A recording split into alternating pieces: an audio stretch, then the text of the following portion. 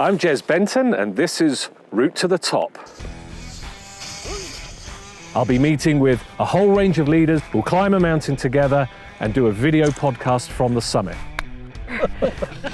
In this episode, we're in Iceland on a glacial ice cap, Glacier, with Raiguel. She's the president and CEO of Gen Re, which is one of the world's largest reinsurance companies. Tell us your story, your route to the top, from the early days of being an actuary at Cigna through to now being the president and CEO of Gen Re.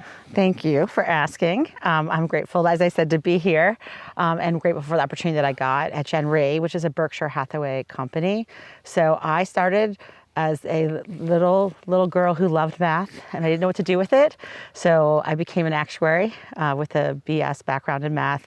And I still don't understand that that means you work for an insurance company. And I ended up working for an insurance company. And I just kept saying yes to everything that came my way.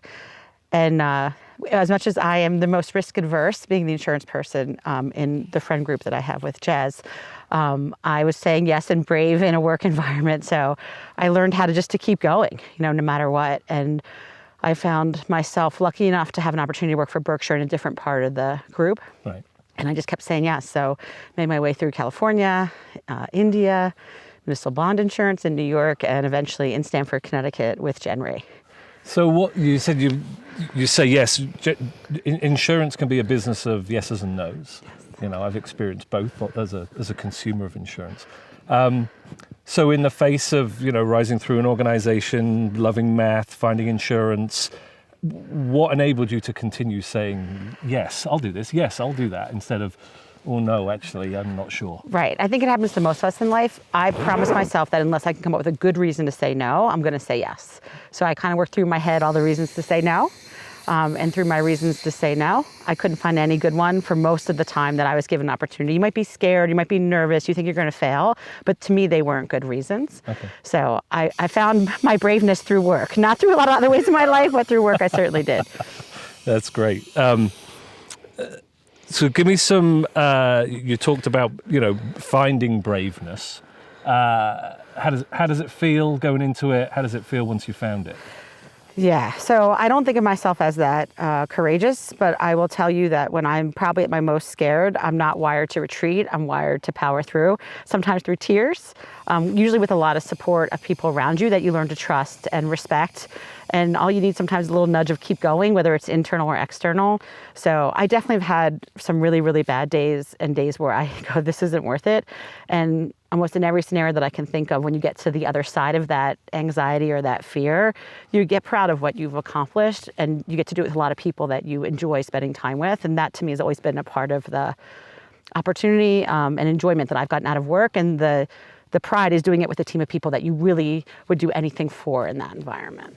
When you think about building the culture at Gen Re, leading that organization, are you consciously thinking about the kind of environment that you want to create and that you're leading? I think of some things and they have a impact that I don't appreciate. So I believe in respecting and valuing the people around you and building that trust together, like you're in it together. It doesn't matter what your role is on that specific team or where you are in the hierarchy of a company. I believe that you have to believe you're in it together. And if you believe that, you can be honest with each other. You need to be respectful and professional when you disagree, but it creates a community that's willing to take risk, willing to speak their mind. And all that turns into us being able to deliver the best we can for I call the three-legged stool, right? The shareholder, the client, and the employee. And the associates in that situation get to be trusted, in their environment on a daily basis to show up and do their best. We all are going to make mistakes. So the first thing I think of almost, every day is what I wish I didn't do yesterday that I can do better today and keep improving on that basis. But you don't ever think of it as a fatal flaw. You think about it as how do I do better? And if we're all thinking that way and we all support each other, I think we can accomplish great things. So there's a culture of value and that respect and that trust that turns into what I think is smart risk, right? And enjoying each other's company and making sure that every person we add to the team is going to contribute to that team in a way that makes us, I call it, more valuable or more powerful as a group.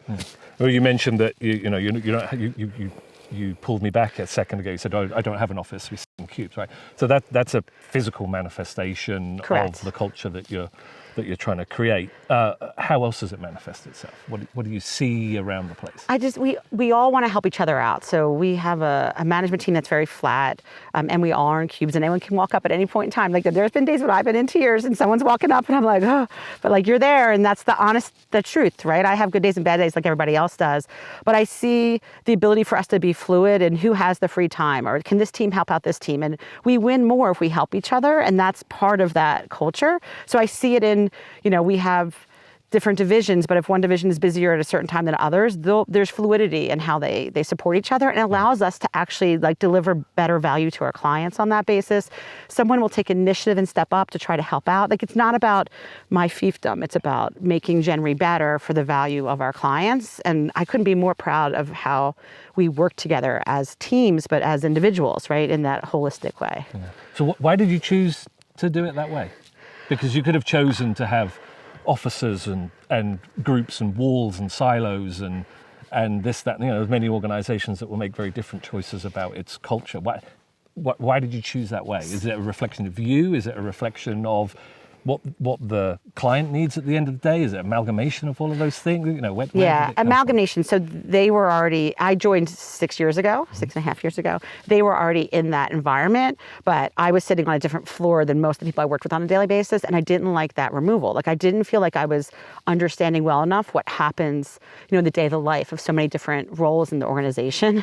So I moved downstairs. So some of it's them, some of it's me, and I think the more I can get clarity of how the organization works and get that transparency, the better decision making I can get to help the company be better, but make better decisions on behalf of them. So I've done a couple days where it's like the day in the life of a different role, where you're actually trying to figure out what someone is actually doing. Like then they sit at their desk all day, what are they doing? Because I don't understand that kind of how I came into the organization. So I definitely think it's the organization, but it's also me.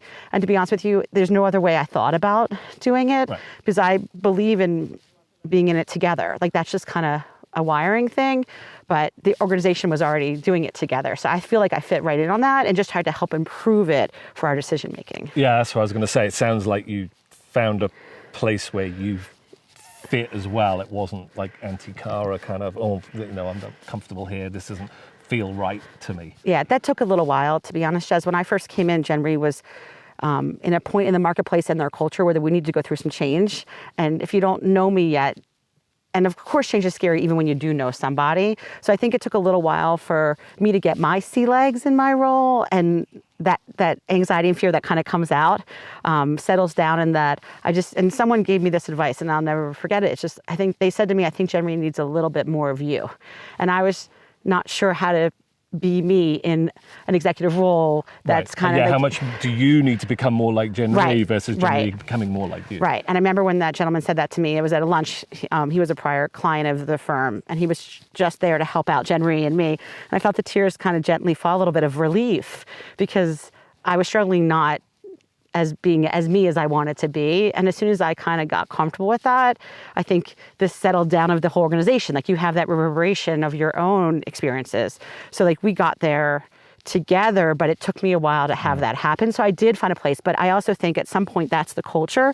And when we've interviewed people, and we definitely have some people from the outside come in, like that attracts them as well. So you start to build it, because the people who succeed in it are the ones that are wired to say, I want to do it together.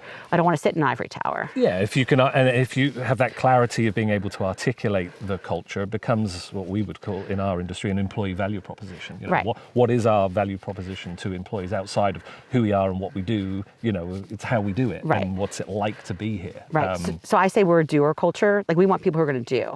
And because we're a direct reinsurer, like we face off with our clients literally directly in their offices, trying to help them do things. So I want everyone there not handing it off to somebody else, but think about how they can help solve that problem, or who do we bring in to help solve that problem. So it gets to I'm not just here to take information and then pass along. I want us to be teams doing that for them. So it fits very well in with what we deliver to our clients as well. Yeah. Now, I'm going to dig a little bit into the business, if that's okay. We've talked a bit about culture. I'm going to come back to leadership in a moment. A lot of my audience you probably won't know the reinsurance industry. I've worked, I think the first dance with reinsurance was with Swiss Re early on in my career. We were doing their transformative leadership series, which was for the top 250 executives globally. So that was the first time I I got to understand what it's about and the kind of things that you have to think about. So give us the quick, reinsurance 101 and the kind of crazy stuff that you have to think about, particularly as we're sat here on the top of a beautiful glacier, which we know is receding, and we have climate-based issues, we have a whole bunch of other things going on, but I'd love to hear that kind of story. Yeah, so the simplest one I think is catastrophe insurance. And hurricanes have been in the news recently. We just had Hurricane Ian come through a couple weeks ago. So reinsurance is just insurance for insurance companies. So any individual house, most insurance companies can insure the whole house for most houses. But when you add up all the houses, say in Naples or Fort Myers, it becomes an aggregation of risk. And that's where, just like in your personal life, you might be able to handle, breaking a vase in your house, but not losing your whole home. So for insurance companies, they buy catastrophe reinsurance from reinsurance companies. And there's lots of various ones that do that. Swiss Re is also a formidable competitor of ours on that basis. So different reinsurers share in that risk typically. So everything becomes an industry event is what we'll call it. So one of the issues with hurricane insurance right now is trying to figure out the return periods for these events. Like how often is a hurricane going to hit Florida? How often is a hurricane going to hit Louisiana? And we've had some years recently that have happened more often than we've expected. And we're trying to take a bunch of data with lots of history, like NOAA, the National Hurricane Center, does a great job of aggregating data, but how is the world different today than it was 50 years ago? And how relevant is that data? And how many more homes are sitting on the coast in Florida compared to what it was? And what's the sea level? And how warm is the water temperature? And how big is the hurricane going to be? So all these things that have nothing to do with insurance, but have to do with weather, let's call it. But when you add it all up, like just for building a home today versus a home 2 years ago with inflation, like the inflationary impact of cost of lumber and cost of labor. So like all these things are going into a model, and they tend not to be perfect, and you have to adjust them, and then you should use your judgment on how much to rely on the model. But our industry has had a tough time in the last 5 or 6 years because weather patterns have been changing. And are they permanent? Is it climate change? What does 1 degree difference in the earth mean? Like what does El Nino versus El Nino do? You're just like, you could get your head spinning really fast as you're trying to put down bets effectively. It's calculated risk and you're getting paid for it. And that's the fun part of the business, is trying to figure out how best to price that business. What's the right return on that risk? Insuring a restaurant for a general liability slip and fall claim is different than, is there a big category 5 hurricane heading for Miami? So there's a lot of things that keep me up at night. You're aware of many of them because we talk about them. Just as we walk in through the ice caves here are only, I think, 7 or 8 years old. And I start to get twitchy. It's like only 8 years of data. I want to know what happens after 20 years. I don't have that information. Like Should my I brain, take another step forward, or is this a step back? Right. Yeah. And your brain just goes to analytical, right? You're trying to collect information, evaluate that information, quantify that information, and then figure out whether you have enough to actually put shareholder capital at risk, or say, I'm not going to play this way, or I want to play, but I want to play at this price. Yeah. And you got to be willing to walk away. And that's one of the best things about Berkshire Hathaway, is they give us the freedom and the confidence to have a balance sheet that's so strong, but we also aren't going to take risks that we don't think is getting paid properly, or aggregate. Cyber insurance is another one that we could spend hours on, not at the top of a glacier, but like how to quantify cyber risk, right? And how to price it, and what the terms and forms and all that kind of good stuff. So it's a lot. It's a lot, but but you live it and breathe it. Like you said, you're walking down the ice cave, they say 7 years worth of ice, and I can see you doing the calculations in your head. And then you'll ask a couple of questions to enable you to do a couple more calculations, and then you're going to decide, again, whether you're going to take one step forward into this ice cave further, or whether you're going to take one step back. So, that way of, you work that way, and you also live that way. You're always constantly processing information and data and doing the math on it and making decisions. Right, personal and professional. Yeah. As I said, I'm a little bit braver at work than I am in my personal life, but we can deal with that on another call, another talk, right? Yeah. So I want to talk about clients really quickly, because obviously you're leading the organization, you're leading teams, people. We talked about the culture of Gen Re. But you're also on the road a lot, and you're with clients, and you have long-standing relationships with clients. So just talk to me about that side. I published a post recently on LinkedIn that said, does your CEO know their clients? Because my belief is if you're too far removed from the client base and you're just focused internally, then there's not enough balance there from a leadership standpoint. You really need to know and understand your clients, the product, I think the title of the thing was, "Does your CEO sell?" So that side of your world, and then I'd love to know time spent in, or mental and emotional time spent between leading the organization, its people, etc., and clients, like balancing those two. Yeah, so just starting with the second half of that, so it changes over time. So I felt like in the beginning, when I first joined, I wanted to figure out the client side first. If I understood that, then I wanted to kind of work from the outside in. So Gen Re for a while had been a more insular organization, so I felt strongly, and so did the gentleman that I worked for, that I get out, right, and get that experience, understand that. One of the great things about my role, being responsible for North America, is I visited lots of companies all over the country. So McPherson, Kansas, Pekin, Illinois, Macon, Georgia, as well as some of the big cities that everybody knows. So when you get to different parts of the country, and a lot of it being a little bit more rural or less than a typical Northeast experience that most of us had in business in the New York area. New York and London and I'll say Mumbai, India, all kind of work similarly in some ways and different in others, but there's a lot of diversity inside the US specifically. So I learned a lot from those experiences, those visits. I get to travel with different people inside the organization, so I learn from them, they learn from me, I hope, in those as well. So I get to know Gen Re, like in the team, as well as the client side. So in my first year, I spent a lot of time on the road. I still spend a lot of time on the road. It's just ratio is different. So during COVID, with being locked down, that was one of the panics, I'd say that we had as a group. I probably panicked harder, but like we can't get out. And we have a lot of people that are on the road all the time. Like, well, how are we going to interact with our clients? How are we going to have those experiences? How are we going to learn? Because we're so used to doing it with, I call it feet on the street, right out there. So we had to adjust of how we took care of things. But that was a time where I spent probably more time on underwriting, which is more of what our guidelines look like. How do we want to handle COVID? Do we put exclusions on? Do we cap things? How do we feel about the exposure? What is this going to cost us? How do we figure out our reserves? So there's all these other evaluations that at that time I felt like I was very much focused on, like, how do we defend the capital right now and figure that out so that we can get out again, right, and have that experience with clients and figure out how to support them as best we can. So I'm constantly believing that my job should change. I won't say every day, but every year I go, if I did the same thing I did last year, then I don't think that's the best thing for Gen Re. So how do I figure out what's the right thing for me to do in my role, like for the next 6 to 12 months? And you can go to 18 or 24 or 5 years, however you want to think about it. But I know it's not what I did looking backwards. So I'm constantly trying to figure out when I should be out, when I should be in, when I should be asking questions. And what are those indicators? Because I've talk a lot about sort of contextual leadership, scanning the environment, clients, what's happening, and making very conscious decisions and taking conscious action based on contextual changes. So I'm assuming that that's one of the things that you're looking at. So what are the big influences for you from a decision-making standpoint? So listening is a huge part of my role, and I work on that every day. So you're going to listen, respond, and then figure out how to react to it, and also get ahead of some things as well. So listening to clients matters, but listening to the team as well. Sometimes that's my direct reports, sometimes it's different people in the organization. Sometimes, as I said, it's clients and hearing what they need. So for me, if I feel a certain part of the Gen Re engine isn't necessarily working as well as we want it to, or keeping up with the rest. So there's an evolution around the organization. And I think that you can do things, like we all have strengths and weaknesses, and if you focus too much on your strengths, right, then your weaknesses get even more amplified. So you have to kind of peel back and focus on that. So I would say it's the listening side of things. Exhaustion and burnout is a big issue for me right now. So I'm trying to figure out of the management team, which teams are going the hardest. How do we solve resources for them, whether it's permanent resources or temporary resources?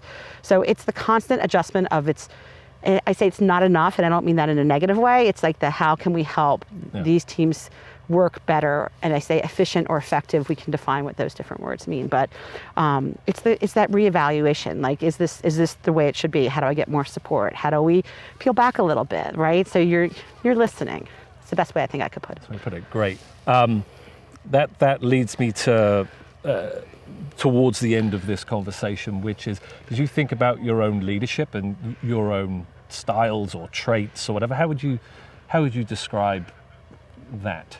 Or how would others describe you? Is that an easier way of going at it? I'm probably describing myself as much.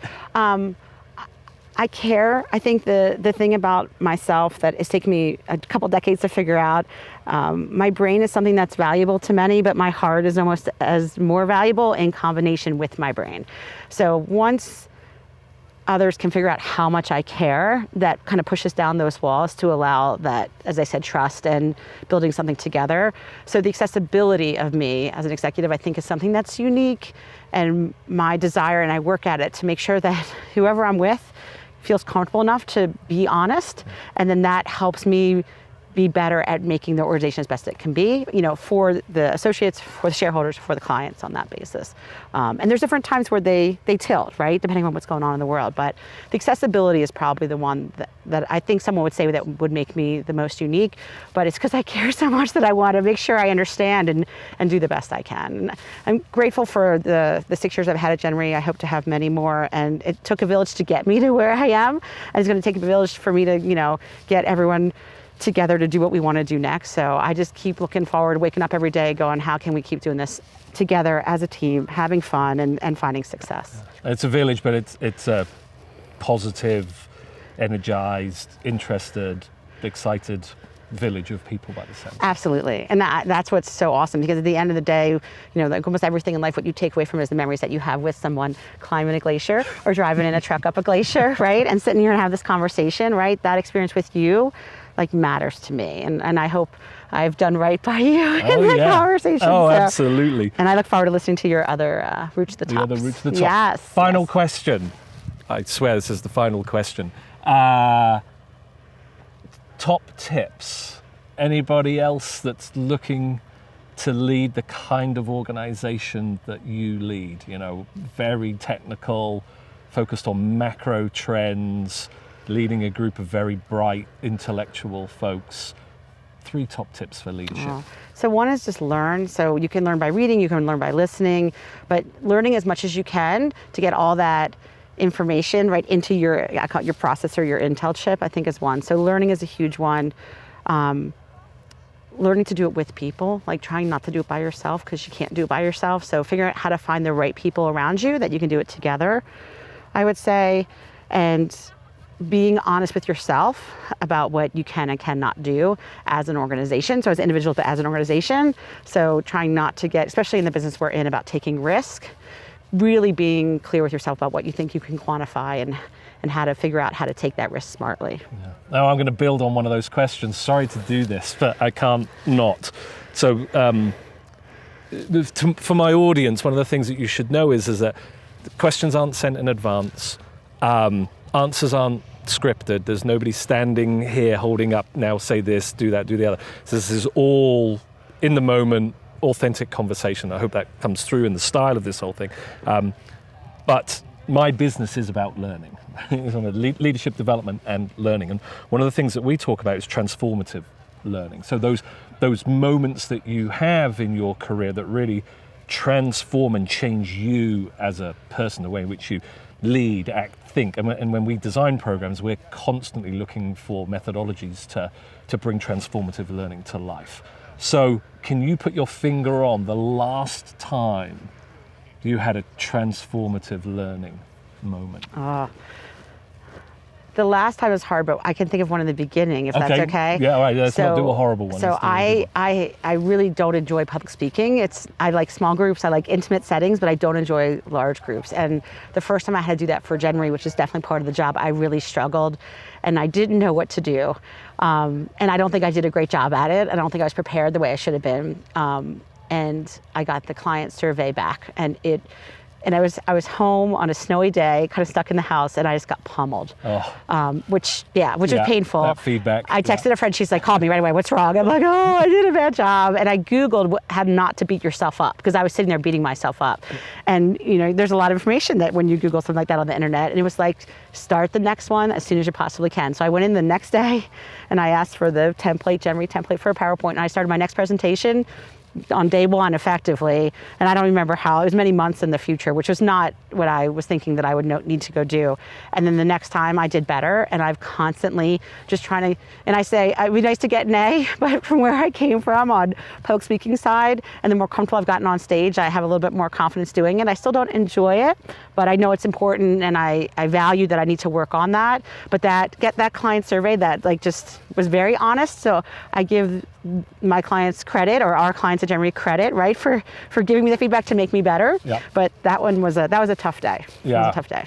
We talk about meaning, motivation, and momentum as part of transformative learning, and it sounds like you made meaning out of that from that survey. So feedback is a big piece of helping us create meaning in world, and then sort of what's my motivation to do different and better next time. I'm going to get another audience. I have clients. I have a reputation. I don't want to read that. Yeah. You don't want that feedback again. No. And then momentum is I got to get back on the horse. I got to do it again. Right. I got to do it again. I got to do it. And I've got to keep getting feedback and feedback. Right. Right. So I read those client surveys with a lot of I say trepidation, but you know what? You get honesty there, and I've always valued the honesty over the discomfort. That was a painful day. I was disappointed in myself, and I knew it coming off the stage. But when you read it, but it's like everything else in life, you pick yourself back up and you go, what am I going to do differently next time? And if you ever Google how not to beat yourself up, there's a couple ideas that they have out there for how to do it. And mine was to start the next day, which I did. So that's great. Well, talking about the next day, I think it's time to get back in the vehicle, get down and get some dinner. Yes. Ready to start our next day, which is another day of adventures in Iceland. Thank you, Chaz. Thanks very much. Love it. Awesome. Thank you.